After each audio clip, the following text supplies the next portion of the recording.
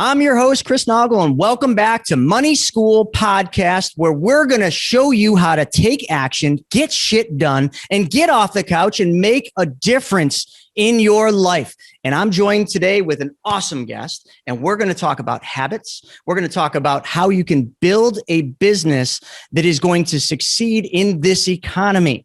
And I'm going to let Brad do a better job. Brad Milford from Build Brilliance Business Systems. I think I got that right. But we're going to get into all these different things. Brad, welcome to the show. Thank you so much, Chris. I'm super excited to be here. Let's get fired up. You already had me fired up just a minute ago. Let's talk productivity, like how to get more, how to achieve more by doing less, right? That's the real question for entrepreneurs. I love it. So yeah, let's just dive right into it. Cause I think a big problem in today's world is, we're in the digital age. People can get knowledge everywhere. There's podcasts, there's YouTube, there's every social channel. You can go on and get little 15-second, tidbits of information on TikTok. And a lot of people actually think that that's enough. They think in 60 seconds, they should know how to do something to its finite. And if they can't, then they start to say, I don't get it. I don't understand. Where did we get off the tracks in terms of the way that we do things, the way we build habits, and just pure patience? Yeah, I'm 100% with you. I think there's a lot of information, so much information out there. I want to suggest we flip that script, turn down the noise and turn up the freedom. So a lot of people, especially entrepreneurs, they love this freedom aspect, right? And they want to have that freedom. But so many people take these little nuggets and then go from their 9 to 5 to 24/7, right? We all know it. So I'd like to dive into that a little bit. In the last few shows, Chris, you mentioned how entrepreneurs were all looking to solve problems, right? But what I'd like to start talking about with regard to habits is what I'm suggesting is that we solve other people's problems by solving our own challenges. So I want to flip that script a little bit too. That's definitely a flip. I'm always talking about solving other people's problems before I solve mine. So let's flip that. Let's try that. Because some people are definitely pretty self-centered. They like solving their problem before someone else's. So this script flip could play right into the way that people are thinking in today's world. Yeah. Isn't it true that who you are is what you do? So that really comes down to habits. I mean, we could talk a little bit more ethereal, right? Thoughts lead to beliefs, beliefs lead to actions, actions lead to results. They're driven by emotions, but how much evaluation are we each doing? How much tracking of our actions? How many time audits do people do? A lot of people don't do that kind of stuff because it requires discipline. And so the question, there's a whole lot of talk out there on the internet today, podcasts everywhere. It's everywhere, right? We live in an information age. Your talk talks and your walk talks, but the question is, does your walk talk louder than your talk talks? I don't think so for a lot of people. I got to be honest. Yeah. So, I mean, my mission really simply, Chris, as you know, is to advance entrepreneurship. So I say all of this. I want to get people fired up, but I also say it humbly, right? I'm somewhat of a mistake expert. Look, I tested and probed through these till I found something that actually works really well with regard to habits. And I think that simple is brilliant. And a lot of times complexity, shiny objects, distractions, tangents, I mean, they're at a premium nowadays, right? With all this information out there, it's so easy to get distracted. And so if we look at opportunity costs, we all, as entrepreneurs, know what opportunity cost is, right? The lost potential gain from other possible alternatives when one opportunity is chosen over another. It's such a big thing, but often it's overlooked. And we go down these rabbit holes and we get on these tangents, even on meetings or calls. And before we know it, we haven't even achieved what we were looking to achieve. And so how do you actually turn down the noise and turn up the freedom, which is what we all desire, right? It all comes down to habits. They drive everything you do.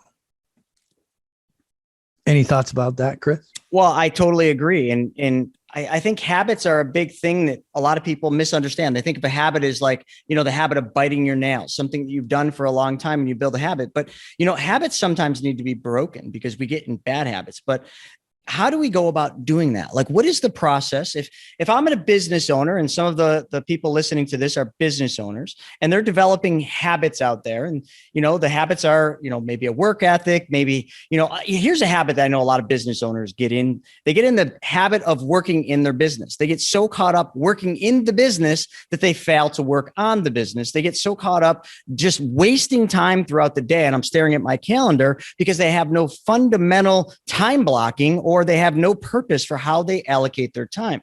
I think a lot of entrepreneurs don't value their time. They think that they're building a business, which they think that they just need to hustle and work longer and harder than everybody. And there's some truth to that. But I think in doing that, they lose focus of how valuable their time is and where their time should be spent. So let's go there. Let's talk about the habits of how we waste time as business owners.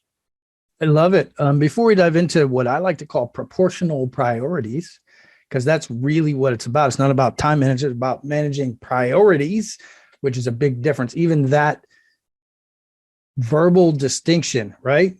Time management versus priority management will actually help focus. But before we do that, I want to talk about the benefits. Like, so many entrepreneurs talk about compressing time, right? And so there's all kinds of podcasts and things. I've even heard a few of yours where it was mentioned, like compressing time. How do you achieve more by working less? The two most common ways that are spoken about to compress time is relationships and money. Those are the two most common ways, right? You can compress time through relationships. Somebody has an expertise, or through money, paying people to do what you don't want to do. But there's two other ways that are less talked about. And that's what I want to dive in today.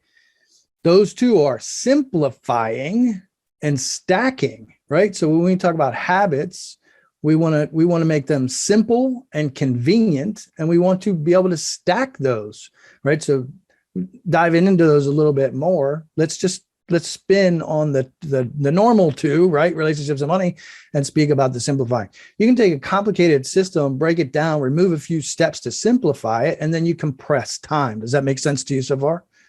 Makes total sense. Of course it does.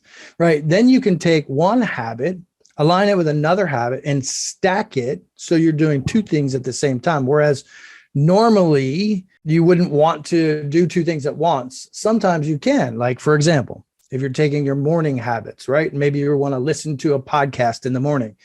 You can listen to your podcast, and let's say you could run or work out while you listen to your podcast. So you can stack your habits in a way where you're achieving more and less time.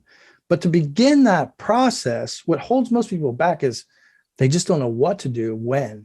So I believe simple is brilliant, right? And I say that a lot, like, simple is brilliant. And it's a way where we take something that's big and huge, like, here's what I want to achieve in this year, right? Here's my strategic plan. And there's a gazillion things in there, right? But how do we actually achieve that? So if you have a goal for the year, you simply break it down into quarters. You break those quarters down into months, break those months into weeks, and break those weeks into days. And this is disciplined work. I mean, the simple fact of the matter, Chris, you and I both know, even a lot of people hearing this, they're like, I'm not doing all that. That's a lot of work. And herein lies the problem. Mm-hmm. If you don't do it, see, I believe structure creates freedom. And I'm going to pause there for a moment just to let that sit in. Structure creates freedom. I speak about this a lot when it comes to productivity, when it comes to habits. If you have a structure and a substructure, like a foundation for a building, then it's easy to build upon it. And the challenge is that most people don't have a framework or a structure for their habits. And therein lies the problem. And they've never done it, and it's work that's just unfamiliar to them, right? So let's make this simple. Let's make this actionable. If simple is brilliant, let's break it down into very easy, convenient framework, right? This is perfect timing too, because it's the beginning of the year. A lot of people just set their 2022 goals. So now reverse engineering this and showing them how to make this simple and brilliant is definitely the perfect timing for this. So most of us have been experienced to goals. We know about SMART goals. We know about this goal, how to, OKRs and all these kinds of things. And most of it have had some exposure to that. So if you're doing that kind of work, what I suggest is once you get that goal broken down into components, then now you can chunk those into, like you said, right, time blocks, right? So most of us also know about time blocking. But how many times are people actually breaking those down into the daily small increments that they're tracking daily? So I have a tracking system, and it's simple. It's before work, at work, and after work. And it's really that simple. When I started using this framework, it was a challenge. I was like, is it really that simple? No, if it doesn't matter whether you're a female Fortune 100 CEO or if you're a stay-at-home dad, those are the only three areas that we have in our life: before work, at work, and after work. So with that framework, I would say, what are the habits that you're actually achieving every single day, that you're tracking every single week, every single month, every single year, right? Every single quarter. And when I started doing this, it was a challenge at first. I'm not gonna fluff. I'm gonna give you no fluff, right? It took discipline, and I failed at first a few times, but now it is a framework that I use every single day. I've made it easy and I've made it convenient. So when you wake up in the morning, what are you doing? I'm not talking about brushing your teeth, man. Look, we all know the regular. Well, we hope we all brush our teeth. Let's hope, right? We all know those kinds of things, but are you waking up? Are you reading in the morning? Are you praying in the morning? Are you running in the morning? Like, what are you doing? And not just what are you doing? Are you tracking it? I can look at my sheet, which is a simple Excel spreadsheet. And I'm happy to give it to anybody that wants it. I can look at it and say, am I trending up? Am I trending down? Have I hit this 80% of the time? Now, none of us is perfect. We're all going to make mistakes. We're going to need to make adjustments. So if we want to hit a mark, right? And the goal is 80%. So am I hitting it daily, weekly, monthly, quarterly, yearly? Do you actually know where you are? Do you know if your walk talks louder than your talk talks? That's the question. So once you do the work, once you take those goals and you break them down into time chunks, you literally list them in these categories and you check them off. Check, right? And it kind of goes back to, it might build upon, or it might highlight some of the work, habit that people have talked about. There's plenty of books on habits, but actionable. How actionable is it? And are you tracking it? I can literally look and say, okay, look, I missed these 3 activities this week. I'm a little bit off the mark. So next week I need to focus on those more. And that kind of structure gives me freedom. I know, Chris, it might sound a little bit weird, but when I have an incoming task, when something is actually urgent and important, let's say somebody has an issue, somebody on the team has an issue with their family, right? And they need my time, right? People first, always people first, right? And so when those things occur, I know exactly, I have the substructure, the structure to know exactly what I need to put, the opportunity cost, right? What I need to put off in order to need to focus on that thing. And I know how much adjustment needs to be made. So I can either add to my day or I can push it off until tomorrow, but it's measured and it's tracked. I'm going to pause for a second to see if you have any thoughts. Well, no, I like the it being measured. Now, going back, as you're talking, I'm thinking about my days, right? My days are very regimented. They are literally booked sun up to sundown. I don't even control my own calendars because I was dangerous controlling my calendar. So I gave that responsibility to Shauna. So we time block everything. And how we do it is there's time blocks for the most important things throughout the day.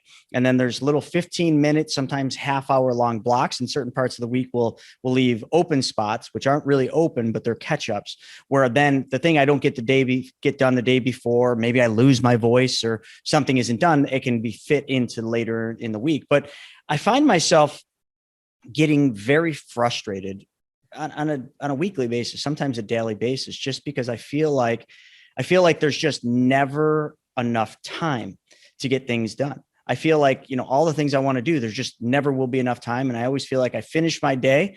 I want to get home and see my daughter, but there's just those couple more calls you got to make, or those couple more emails you want to push out because you don't want to leave them overnight.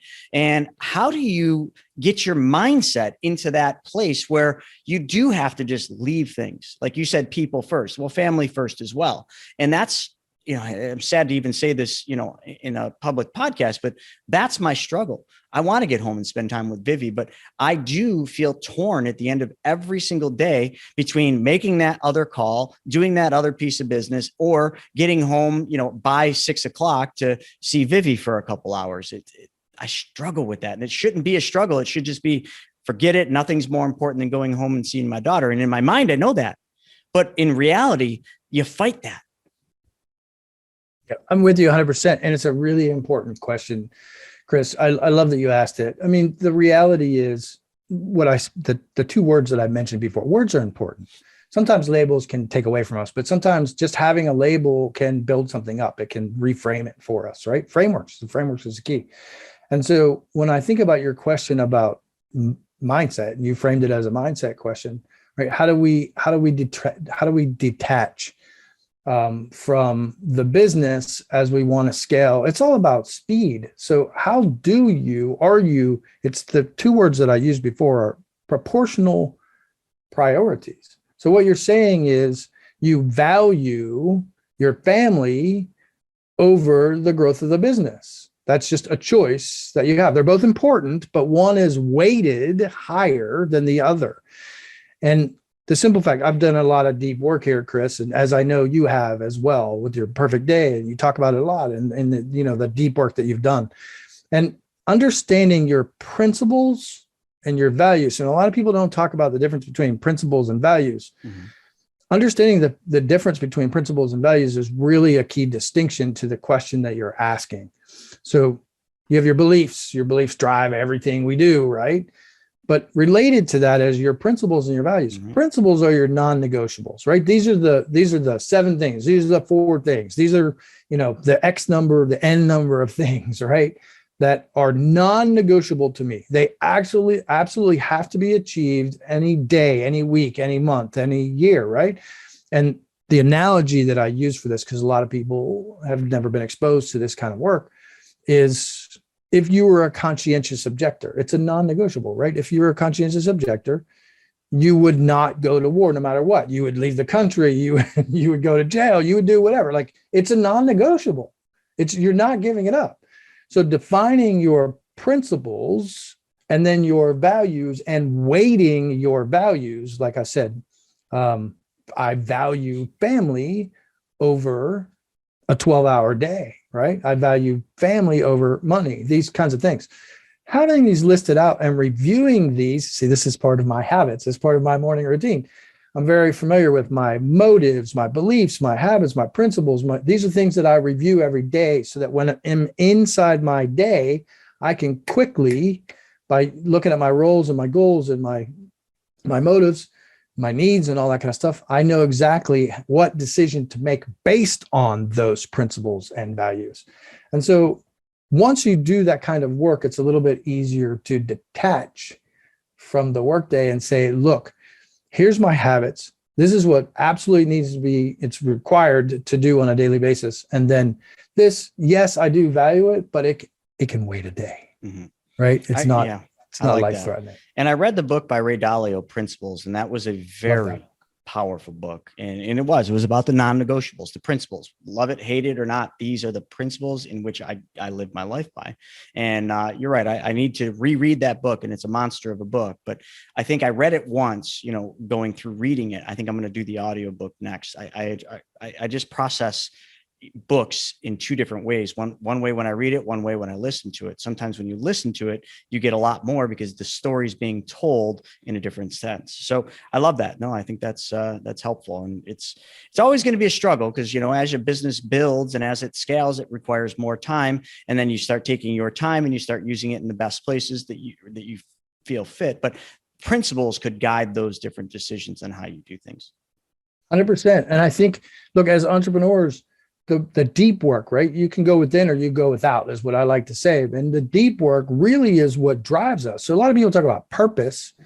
I think purpose is nested. We have lots of purposes. We have the bigger purposes. We have our internal purpose. We have our driving force, our chief aim. Like, there's all these, I don't want to get it. That's a long conversation. Happy to come back on another podcast and talk about that. But it gets convoluted.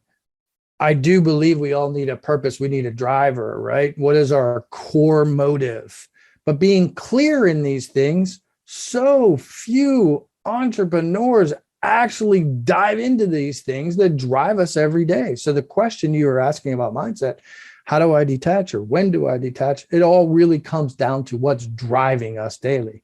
And so I encourage people to go within or struggle for and fight for that freedom every single day. Again, you can use frameworks or you can use the hard work. The reality is, again, let's make this simple, right? Because I really want to give your audience like some actionable information. Sure. And the truth is, it really is simple. Either your behaviors are constructive or they're destructive. Every single one of them. Every behavior, every action that you take every single day is either constructive or destructive. And you get to decide, not you, Chris, but just you in general in this case, you get to decide if they're constructive or destructive. And you need to pause and evaluate those things on a regular basis. Again, I'm going to go back. I know I'm a little bit like a bulldog on this, but daily, weekly, monthly, quarterly, yearly. And so few entrepreneurs are actually taking the action to pause and evaluate those actions, those stepping stones. Okay, I just leaped to a new thing, right? I'm willing to take risks. I'm going to leap to a new thing. But are you pausing? Are you evaluating that thing? Are you getting input from your team? Are you getting input from your clients, your customers, these kinds of things? Or are you just driving forward with these ideas thinking that your ladder's leaning on the right wall? And then 10 years later, you come to find that it's not. So I would encourage you to pause and look at your actual actions on a daily basis, your habits on a daily basis, break those down, track them, and ask yourself weekly. When I do my week planning, I say, hey, were the majority of those actions constructive? Or were a few of them destructive? And being fully humble and honest, I have destructive actions just like anybody else on the planet, right? But I like to pause and evaluate those. And that has really been effective. Speaking of effective and breaking things down, I want to offer one more. Actions are also either effective or ineffective. Let's make this really simple. That's it. When it comes to business, either the actions you're taking, the habits that you're using, the behaviors that you're using to influence the people around you, they're either effective or ineffective. How often have you paused, again, to track those daily, weekly, monthly, quarterly, right? And so it really is that simple. Again, like a bulldog, there's just so few entrepreneurs who are disciplined enough or have been trained enough, right? It might not be a case of, I don't want to do it or I'm unwilling to do it, or maybe just haven't had exposure to the benefits of actually doing the work. Yeah, no, I think we all struggle with that. And, especially in today's world, it's an interesting time. It's a time where I think, my late friend, Stefan Arnio, wrote a book, Hard Times Create Strong Men. And I look back to my grandparents and my great grandparents, going way back, they were strong men, and my grandma, very strong woman, but they grew up in hard times. They didn't grow up in times like what we're in today, where some could argue are hard, but these aren't hard times. These have been good times. These have been easy times. Everything's pretty much been laid out for you in a roundabout way. Yes, you've fallen on your face a couple of times. Great. That's called failing and learning. But the biggest thing I see today is we're talking about action, people taking action. People just want to be entertained today. I feel like so few people actually do anything with the knowledge that they get, with the actions, the actions they're taking are going on social media and just scrolling as fast as they can to find something that entertains them. Yes, maybe they're learning, but are they really applying that knowledge to something that that action makes a difference in moving the needle? I think a lot of people today are either not looking out the windshield at all or staring in the rearview mirror. The markets have been really good. Stocks have been up. Crypto's been up. Everything, all the assets that they have been going up. Welcome to the economic cycle, folks. This is how it always works. This is called expansion. And what is next, you're not going to like. But people don't look out the front windshield to see what's coming. They're constantly looking in the rearview mirror. They're looking in the rear view of how I did last year, how my investments performed, how my business did. Oh, my business did so well last year. Of course it did. You just came out of COVID where people were locked up for how long? Actually, some parts of the country, like my state, people are still locked up like caged animals, but that's a whole different topic. So businesses, depending on what you're measuring it on, of course they're doing good. They're doing great compared to when we were shut down. So when you look in the rear view mirror, you're looking in the wrong mirror. You got to look at the front windshield, and you got to determine what is coming next. How do I plan for it? What actions do I have to take that are going to matter to set me or you, okay, all of you listening, set you up, set your family up, set your future grandchildren's up, children up, so that they can enjoy a financial freedom you've never even been able to dream about. And it just takes planning, and it takes habits and actionable steps. But I just think too many people are just so caught up in, well, I got some extra time, I got a spot in my calendar. They just burn their time in entertainment. Like, how do we break these bad habits we're creating today and start focusing on actionable steps that make a difference? And how do we even know what that difference is? And how do we even know what those action steps are? Lots to unpack there. Sorry. No, I love that. This conversation, I mean, it all comes down to action, right? And then there's this philosophy, man. I think people are confused. There's so much information out there. Oh, we got to take massive action. Okay, that's one philosophy, and that works for some. We got to take these big risks. Okay, the big risks, all right, that works for some, but not for everybody. Everybody's different. What I have found, and I am a risk taker. I am an adventurer like yourself. I'm like, cool action sports and get out there and, movement and all that. Some of us are like that, but some of us aren't. And so I think you need to test what works for you. Sometimes it is a big leap, but sometimes it's really just slowing down and saying, you know what is a simple action that I'm taking today? I really believe that success is made up by the simple, small actions taken every single day and enjoying those actions, because there's not some destination called success. Success is a state of mind. So I think the key to taking action is, number one, let's get some real practical stuff, right? Number one, the hardest thing to do is to get started in anything. Would you agree, Chris? 100%. This is the hardest thing is getting started. That leap, that first leap is the hardest thing. So I'm going to talk about a simple framework on how to do that. I use a framework for that, right? And for myself and my team, and it's really powerful and it's simple. I think simple is brilliant. But the first step is really taking a sober look. Yes, I said a sober look at what's getting in your way. Look, you can get a coach or consultant. And again, there's a lot of people talk out there, and that's a great way. Look, I'm a coach and a consultant, so I'm not taking away from that, but you can do this yourself. Take a sober look at what's getting your way. How many times are you distracted by shiny objects and complexities and tangents and distractions every single day? Get a piece of paper out, or get your computer notebook or whatever it is, and ask yourself, what is getting in the way of my days? Again, daily, weekly, monthly, quarterly, right? But just start out, keep it simple. Daily, what kind of patterns? I'm a pattern guy, Chris, you know this. What kind of patterns am I seeing every day? Am I hopping on to social media and spending 2 hours there scrolling through feeds? Is that constructive or destructive? Is it effective? Is it ineffective, right? What's the best use of my time? I use a system that I've been tracking now for a long time. It's a simple Google form, right? So anybody can do this, right? Anybody uses Google or any kind of forms, and just list a number of questions out. And I call it my wins, it's my tracker, right? My actions tracker.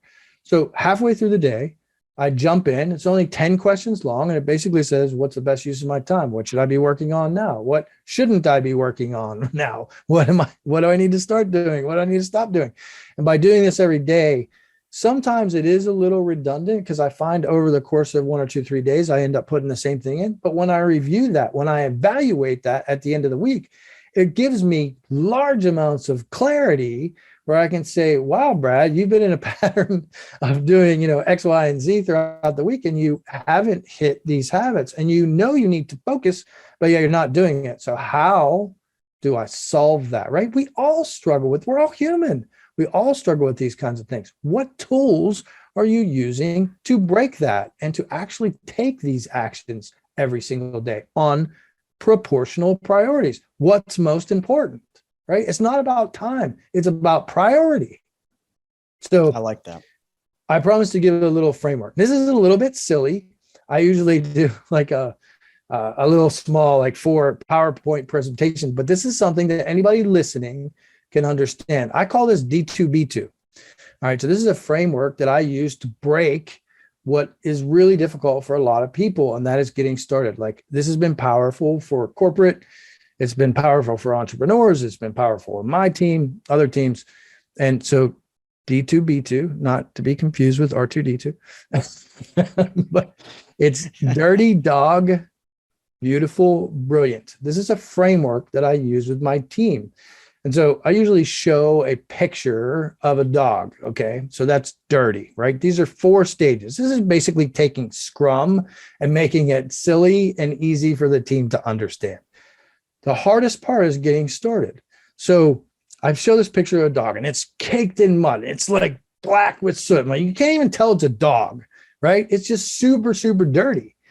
That's the first stage. When we start any task, whether it be habits, breaking down habits like before work, at work, after work, we just need a dirty version. We need to slap some things on paper and just get started. Maybe it's, I have to build a website. So you have this big, huge project, you got like 8 pages to do. Like, how do we get started? You just simply slap it on paper. Here's the 8 pages. You create a framework, right? It's dirty. It's messy. You might not even have it right at first. It doesn't matter. It's the dirty version. So just if you've got 40% of the information, slap the thing down on paper and get started. So that's the dirty phase, right? Then I show a slide of so dirty dog, beautiful, brilliant, D2B2, right? So then I show a picture of the dog and it's cleaned up a little bit. He's rolled through a puddle of water, right? So now he's a little bit clean.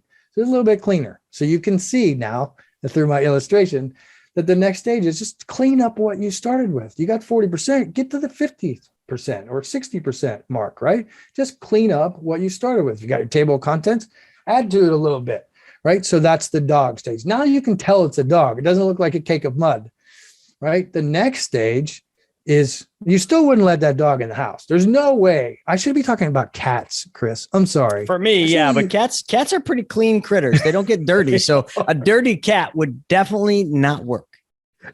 That's true. I was just thinking about that, though. To speak to you, I should probably be talking cats. And anyhow, I don't know where that lazy bugger is. We got our lazy shop cat. His name's Lazy Cash. He's around here somewhere. So you got dirty. Now you got dog, right? You fix it up a little bit. The next is it's dirty dog, beautiful. Now you want to beautify. You take it to the salon, right? Because you're not letting that dog in the house still caked with mud and rolling in mud puddles. And so you take it to the salon, they put a bow on it, they pretty it up. Now, whatever you're working on, and the way I illustrate this is now it's client ready, right? So we take something that's dirty, we fix it up a little bit, and then we make it client ready. It's still not perfect. Shooting for perfection is a miss, right? Yeah. And that's what holds so many people back, is that perfectionism. Same thing with habits. This is exactly how I built my habits. At first, they were dirty. Then I tested them. I fixed them up a little bit. I said, this isn't working. I adjusted them so where they actually do work. And I do have the freedom that I desire. So I'm not, struggling for freedom. Then I fixed it up. I tested it. Now I made it client ready. I'm like, hey, will this actually work for a client? And I tested a few clients, did some focus groups. Hey, does this work for you? Right. And so now you have a client ready, but there's still another stage. And this is a stage where a lot of people don't go the extra mile. There's still a lot of room on the extra mile, right, Chris? Mm-hmm. So the last stage is brilliant. And so my company is sort of based on this notion. It's all about, the automations, the integrations, the fixing it after it's client ready. How do you optimize? How do you maximize, right? I have one of my principles is rallying toward excellence, right? But it doesn't happen in a day. It comes through frameworks. And so optimizing those things, maximizing those things, retesting, going back to your clients, going back, using some story pulling. Hey, does this work? Does this test? Really like connecting with your clients to see if what you're doing is actually working. That's where that's where things become brilliant. That's where things really start to work. So hopefully this framework, for anybody listening, you can use this simple D2B2, dirty dog, beautiful, brilliant. It's, call it Scrum if you want, but it's really simple. And it just takes the difficulty out of just getting started. Just make a dirty version. And I like that because I think you're right. And I see it a lot in what I do. Everybody, so many people, I shouldn't say everybody, but so many people out there want perfection. They want to know everything there is to know about something before they take action on it. No, I can't do anything until I'm still researching that. I'm still learning about it. Hey, it's great to do your research, great to do your due diligence. But if that is what stands in the way from you taking action, you're hurting yourself and everybody else that you could be helping. And I'm very visual in the way that I think. And I think if you follow my stuff, you'll see that. But, I watch movies over and over when I find one that really has a visual appeal. And Social Network, if you remember that Mark Zuckerberg story about Facebook, in that, the biggest scenes that I relate to and I'm using right now in my own business is the part where he's in his dorm room.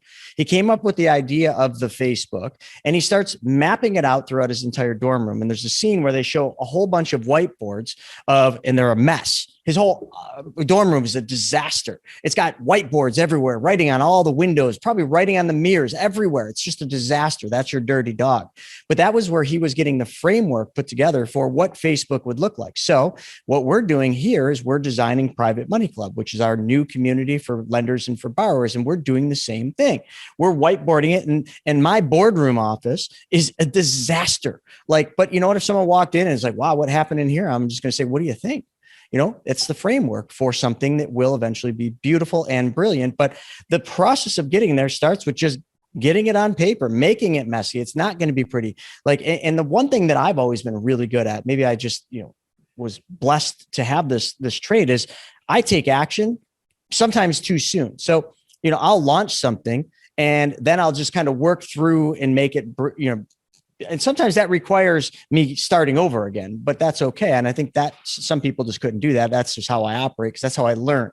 Doing it, failing, seeing what doesn't work, start over and do it again. But this framework thing that from the Social Network of how he did that is kind of what you were talking about. That was the dirty dog. And then, after that, it's client ready after it kind of becomes beautiful. And then brilliance is just where you're tweaking it. And if anyone thinks anything's ever going to be perfect, you're completely wrong. I don't even know if there is perfection. Maybe, your child, that's perfection, in your eyes, that's the closest thing. But I don't know if perfection exists in a business world. Facebook's not perfected. Nothing's perfected. There's no business that has perfected anything, because they're always, once you perfect something, you technically in your mind, you have arrived. Then where is there to go? Back down to the bottom. You can't hit perfection because you can't arrive. Every time you arrive, you should raise the bar and start making it better. There's always a way to improve. So, that's kind of what first came to my mind when you mentioned that. It's just that scene from Social Network where his dorm room was a complete disaster, beer bottles everywhere, and just the framework. I love that analogy. I'm like you. So I was that guy. But the movie that comes to mind is A Beautiful Mind for me. Oh, I love that. Where it's the same kind of illustration that you described. I went through that phase. I think as entrepreneurs, many of us go through that phase, but then it's breaking that down and then simplifying that. And again, I don't want to use the word perfection because it's not. It's progress over perfection, right? It's failing forward. That's really what you said, right? Fail fast, falling forward is what I like to say, Chris. And I like that. That's the way. That is the way forward. The obstacle is the way. It's a great book, right? And the obstacle is the way, and we just need to fail it, identify it, test it, right, and then just keep going. All these things that hold people back, like you're a money guy, so 5-year financial projections or department budgets or project cost forms or schedule of values and all these things, right? A lot of them hold back departments or hold back CEOs or department heads or all these people because they're just not getting started. Just make a dirty version and then plow through it. So. I got to say something real quick because, people on all podcasts, they're looking for one place to start. Well, the obstacle is the way. It's a book. And you just mentioned that. I'm just going to put it in front of the camera so everybody can kind of see that. It's this one right here. It's a must read. So The Obstacle is the Way. And who is the author? Ryan. Oh, it's Ryan Holiday. That's right. I should have known that. So Ryan Holiday, The Obstacle is the Way. If you want a good book, that's the book. Read it and take action on what you read. Sorry, I didn't mean to break you off, but people are always just looking for that one good book. And you brought it up. I'm like, I can't leave this opportunity to tell people about a wonderful book. I got to reread that book. It was many years that I read that book. Yeah, I love that book. It's a great book. I think when it comes down out, so look, for many years, I was in the recreation industry. So what I did, I got my bones, or where I made my bones, or whatever you want to call it, right? Growing up for 15 years, I was in the recreation industry, and I learned a couple of things. I never expected to be in a construction field, and eventually became an owner, but I labored first. And what I learned, there's many things I learned, but some of the things I learned is you just got to break things down. Like, so I built stadiums and playgrounds and tennis courts and all these things. For 15 years, I was known as an expert in that field. I mean, that's where I came to in the end. But what I learned was it's about not cutting corners, right? It's about getting started in the right way. If I would have just imagine a stadium, right? Like a football field, soccer field, whatever it is, a rodeo. And imagine all the parts and pieces and rivets and nuts and bolts. And if I were just pull that stuff off the truck as it came in and just put it anywhere, I'd have a mess, right? It'd be dirty, but at least I would have the parts. Then you have to organize those parts. You have to, hopefully, you know where they go and you do that as they come off the truck. But if you don't, that's okay. You can still fix it up. You begin to organize. Hey, what goes down first? I got to pour the concrete first. Here are the L bolts for that. Like, or J bolts or whatever. Like, and then I got to bolt the steel onto the concrete. Like, that's going to give me the foundation that I need to be able to build on top, right? If you don't know how to build an erector set, you can still figure it out along the way, but you need to begin dirty and then start to organize. And so it's not something that anybody should fear. That's my belief. You just got to get in there, get your hands dirty, and get some shit done, like you said. Yeah, got to take action. It's not the knowledge that's going to get you there. It's the action it's the actionable steps that you take using the knowledge that you get. And you've got a whole bunch of that today, folks. You got a bunch of knowledge, a bunch of steps, a bunch of first places that you can go, and a whole bunch of stuff. Now, get off your ass and do something with this stuff. Stop wasting your time just listening and actually take action. So with that being said, I'm going to kind of wrap this thing up. What would be a great way for people to learn more about what you and your company do, and how can they kind of get around that campfire? Yeah, I love that. So I'm on all the primary channels. That's probably the easiest way. Go to any of them, LinkedIn, Instagram, whatever your preference is. I'm there, Brad A. Milford, on all channels. That's probably the easiest way. But if you're feeling froggy, right? Some people feel froggy sometimes. If you're feeling froggy, go to my website, because there's a bunch of tools and things. I'm always working on that. Look, it's not perfect. It's just not. But it's a work in progress. I'm getting to the brilliant stage with that. I use that humorously, right? But it's a work like anything. I would encourage people to go buildbrilliance.net. And probably one of the best places to go is bypass the homepage and all that, because go to resources, right? There's a bunch of like ebooks and tools that you can use, or shoot me a message, and I'm happy to actually, I believe in serving. I know you do too. This is why we connect so well, Chris. Look, if you're interested in this whole habit thing and you want the framework that I have, the before work, at work, after work, all that, just shoot me a message. I'm happy to give it to you. Like, it's all about service for me. So whatever is going to get you off the fence and get you started, just take an action today. All right, folks. Well, you heard it best right there. So take some action, go out, get the resources from his website. We'll put the link right in the description, whether it's up or down, depending on the device you're on. But this is the framework you need. You need to start building habits. As he was talking, I'm thinking about all the things that I do, and a lot of them were the steps that you were teaching them. You're talking about different reminders and building habits. Like I literally in my phone have like my little notepad or my task thing. And then right there, it's just got all my tasks. They're just daily reminders so that I don't get so busy that I forget to do the things that I'm trying to build as habits. And these are very simple things. But the simple things in life matter. And that's what you all need to focus with, the first step. So I hope you guys all enjoyed this. We'll put the links in the bio, and you guys can check them out and get yourself going, because it's 2022, folks. It's time to take action. You don't know what's coming, but you better start planning for it. So get off the couch. Stop scrolling through TikTok, Instagram, and Facebook, and go out there and do something productive that moves the needle for yourself, your family, and your family's family.